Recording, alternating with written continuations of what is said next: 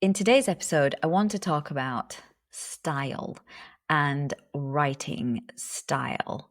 What makes academic writing stylish? So, this was actually a request. And so, I had a little think and a little bit of research about this idea of what makes writing stylish, and particularly academic writing. Because academic writing is a genre of writing. It's not like fiction writing, it's not like poetry, it's not a creative writing endeavor in that sense. Um, and so, writing style, or what we consider to be stylish writing, is, I think, sometimes much easier to identify in areas that are not academic writing. Let's be honest, academic writing has a terrible reputation. It is considered boring, dense, full of jargon, totally, you know, boring. Did I mention that? Not easy to understand. It's as though it's written not to be understood. And what I say every time about this is that that person is a poor writer. Yes, academic writing is a genre, but it doesn't have to have those markers in order to be considered academic. And we've all had PhD students who somehow think that the PhD level of writing is about word salad, is about using as many long words as possible, which as supervisors, we know that's not it. That's not what makes it academic writing. But in fairness to students, they're sometimes aping what they see in some published academic work. So how do we not make that mistake? How do we do really stylish academic writing that still does the job of communicating the meaning? So, what are the elements of academic stylish writing? I think there are 5 elements of stylish academic writing. And the first of these 5 is voice.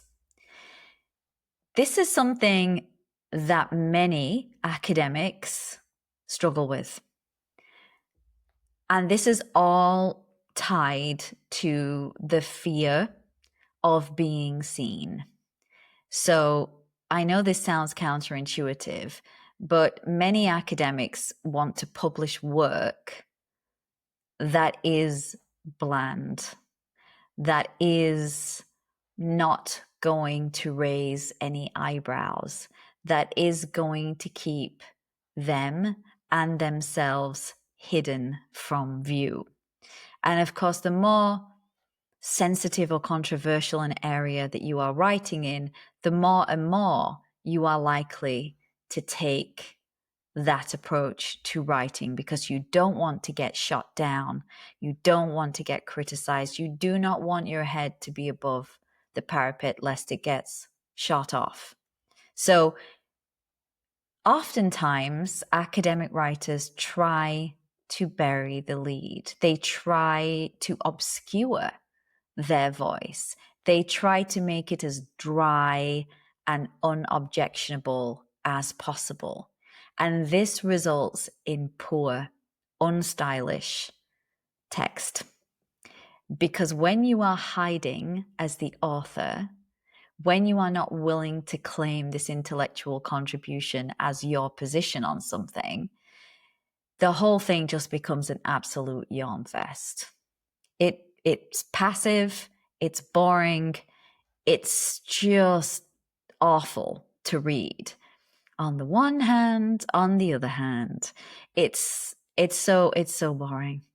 So being unable or unwilling to have your voice present is a definite problem if you're trying to achieve stylish writing.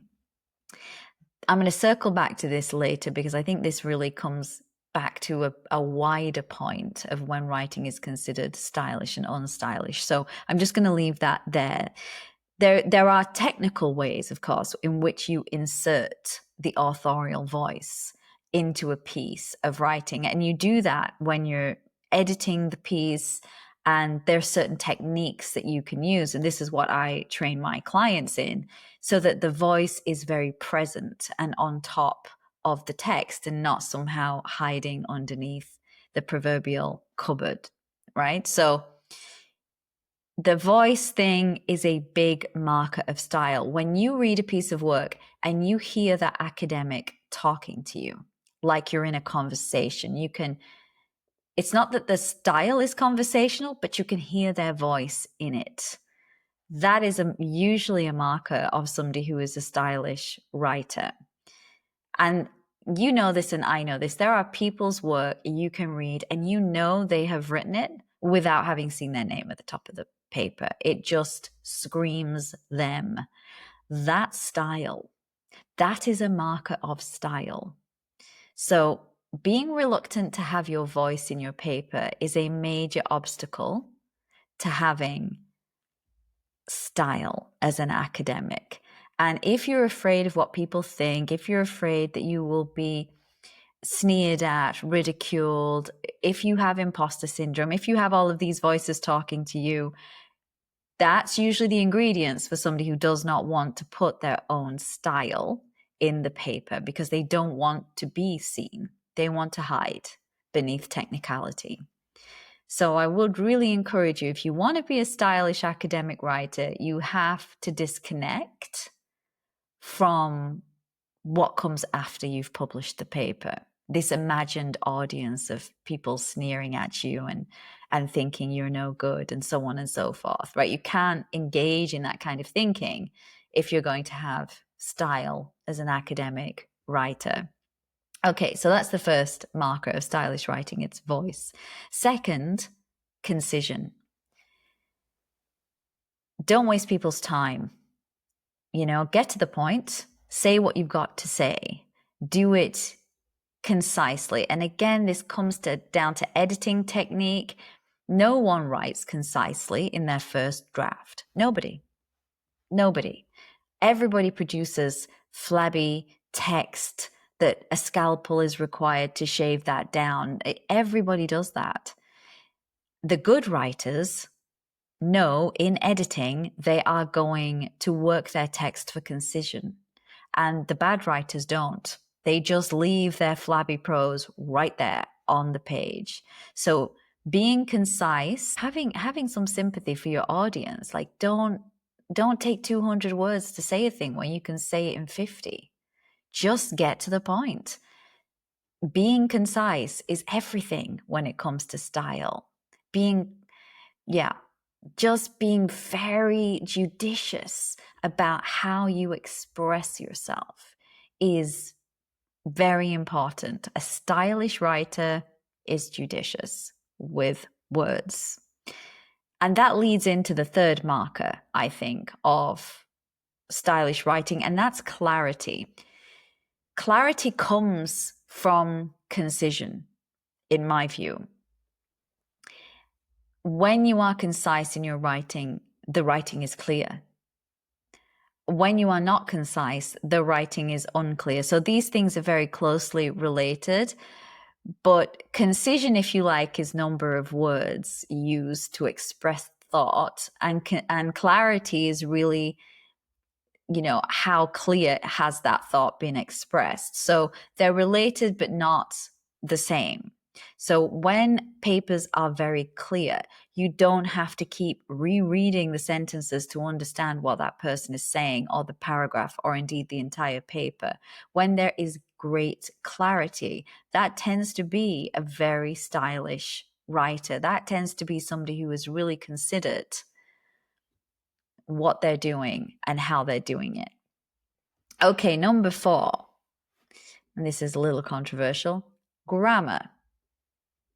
I'm not a grammar snob. I didn't go to all the right schools where grammar was taught. So this grammar was something I had to get to grips with at university. And having good grammar really makes a difference in terms of style. You can weave together thoughts and sentences and prose in a very sophisticated and stylish way when you know how to wield grammar well. If your grammar is poor, you tend not to use it if you're smart about it, right? So if you're not very good at grammar, don't use it. But then your sentences tend to be very boring. And there's not a lot of variety in the way in which you're expressing your thoughts in your words. So having good grammar enables, and I've put this in grammar, enables good rhythm, good sentence rhythm. So so when I'm looking at my clients' work, one of the things I'm looking for is, for example, their sentence lengths. Are they all uniform? Is it like boom, boom, boom, boom, like you're being shot by a gun? Like everything is just monotonous, one turn, hit, hit, hit, hit, hit. If it reads like that, it's boring. You fall into a coma reading it. You should think of your sentence construction like a piece of music. It should have rhythm. And grammar supports rhythm. It supports the construction of short, medium, and long sentences within paragraphs so that your prose has a sort of rhythm to it and is interesting to that reader. They're not falling into a coma because it's like medium sentence, medium sentence, medium sentence over and over again. Like, that is hard to keep interest in. So having good grammar, and the consequence of that is having good rhythm in your sentences, really, I think, promotes stylish writing. And again, if you're a good editor, this is something that you're putting your eye to in the editing process. This is one of the stages of your editing. So you will always go over your text to make this happen. This won't happen out of the gate. This is something you do to the writing. It doesn't just magically come out in the first draft. Nobody's work does, except perfectionists, which there's a whole other episode on that. The reason perfectionists take so long to construct a single piece of work is because they are doing the stages of idea generation, first draft, second draft, third draft, edit, and polish, one sentence at a time. So even for perfectionists, it does not come out in the first draft. It's just that they've bundled all of their drafts into one kind of writing episode. So nobody who's a good writer has grammar and rhythm and sentence construction all just coming out at the beginning. This is something you do to the text in the editing phase. And then the last thing I have on this list of what makes academic writing stylish is a wide vocabulary. There is no substitution for a wide vocabulary. If you use the thesauruses, it comes out like word salad. It doesn't make any sense. And this is, of course, especially challenging for people who are working in a second, third, or even fourth language. But having a good vocabulary is one of the ways in which writing becomes particularly stylish. And again, this is something that I get my clients to treat their work for this in the editing stage. They might, in the initial drafts, they're going to write the word analysis 17 times. Okay, that's just what's going to happen. And that's okay, because we're not going to leave it like that. We're going to put the style on. So a wide vocabulary enables you to have concision and clarity. Yeah, it enables you to be very accurate because you have a very wide vocabulary, so you can select exactly the right words. That's why you can express the sentence in 50 words and not 200. So having a wide vocabulary is essential to stylish writing. And how do you get a wide vocabulary? You read a lot. And I don't just mean academic work. You read and read and read and read. You read widely. You read a wide variety of materials, novels, self-help books, history books, whatever it is. Not just your academic reading, and you have a wide range of reading, and from that you learn new words, and this is how you learn a greater vocabulary than the one that you currently possess. So all of these 5 things I think are essential to having stylish academic writing: voice, concision, clarity, grammar and rhythm, and vocabulary, a wide vocabulary. Altogether, though, I think the most important thing to be a stylish academic writer is having something to say. And I know that sounds a bit peculiar, but many of us write things that we have no real opinion on. You know, we're just going through the motions. This isn't something that's getting us up in the morning. We're on a grant and we have to do a piece of research that we don't really care about. And we're going to write that piece of research because it's required. But yeah, we're not behind this. You know, we have no feelings one way or the other. And that comes out in the text. That sort of antipathy, or just sort of whatever kind of approach to producing work, because you have to produce it for some metric or another, I think is very present in the end result. So having something to say and being really motivated to write this work is part and parcel of being a stylish academic writer. And that, of course, goes back right to the first criteria of voice. Because when you have something to say, when you care about what you're writing about, it's very hard to smother your voice. Very hard. I mean, you can try, and many people do, but somehow it keeps popping through in places. So it's better to just own that and be yourself and actually write what you actually think, as opposed to constantly hedging your bets. I mean, this is also what the, you know, besides style, this is a bit of a side note, but when academic journal articles get rejected, part of the reason or that people get rejected is because they're writing in a way that the reviewer cannot understand what the hell they stand for. They cannot hear the voice. They don't know what the point of that paper was, because the author is like, okay, here's a point, and now I'm going to give you the 17 counter arguments to that point in case you think I haven't done the reading and I don't know what I'm talking about. This defensive writing, I call it, with my clients, sinks academic work. It sinks the style, and you get rejected. Ultimately, you get rejected because nobody knows what the hell it is you are trying to say, because you're so busy being defensive about what people may or may not think about you.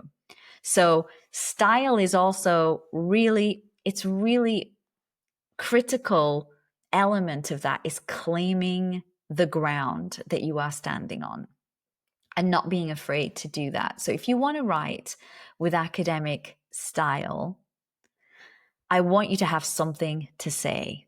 I want your voice to be present. I want you to have concision, clarity, grammar, rhythm, a wide vocabulary. I want you to feel confident that what you're doing and what you're saying is worth doing and saying, right? And be present in that text. Be present. Don't try to hide underneath technical jargon. That does not make a good paper. A good paper is a paper that somebody can read once and absolutely get what you're arguing and what you're saying. It's not about being simple. It's about being clear. Sometimes when people are interested in style, they go too far the other way. Okay, so there is a balance here, I think, between dry, boring, dense, academic, jargonistic, impenetrable drudge. And then there's the other side of the spectrum where people are only bothered about style. So, in other words, they spend all their effort with their wide vocabulary, their beautiful rhythm and grammar, their voice, their their use of words, and it's very musical and it's very brilliant, but no one can understand what they're saying because there is so much effort on style that the meaning has been lost. So there is a middle ground here to claim between, some kind of impenetrable poetry and boring, dense, impenetrable, jargon-filled drudge, right? We want somewhere in the middle to be really stylish as academic writers. Ultimately, the point of academic writing is to clearly communicate complex ideas to an audience that has not done the reading, and for them to understand those complex ideas. So style is something we should all try and inculcate in our writing, but not at the expense of clarity.